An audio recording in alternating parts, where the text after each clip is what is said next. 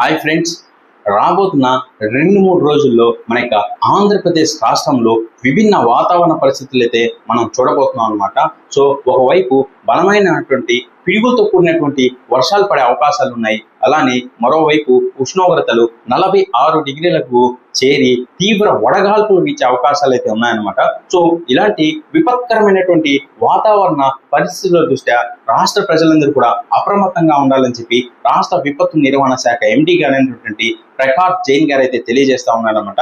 So ఈ యొక్క వర్షాలు ఎక్కడ పడతాయని మనం ఒకసారి చూసుకున్నట్లయితే శ్రీకాకుళం, పార్వతీపురం, విజయనగరం, వైజాగ్ ఇలాంటి ప్రాంతాల్లో తీవ్రమైనటువంటి పిడుగులతో కూడినటువంటి విపరీతమైనటువంటి వర్షాలు అయితే పడే అవకాశాలు ఉన్నాయి. అలానే ఈ యొక్క ప్రాంతాల్లో బలమైనటువంటి ఈదురు గాలులు కూడా వచ్చే అవకాశం ఉందని చెప్పి మనకైతే తెలుస్తా ఉందన్నమాట.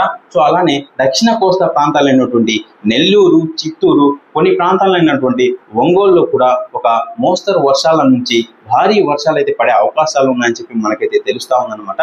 అలానే ఈ యొక్క కాకినాడ, పోలవరం ఇలాంటి ప్రదేశాల్లో 46 డిగ్రీల వరకు ఉష్ణోగ్రతలు వీచి తీవ్ర వడగాల్పులు అయితే వీచే అవకాశం ఉందని చెప్పి మనకైతే తెలుస్తా ఉందన్నమాట.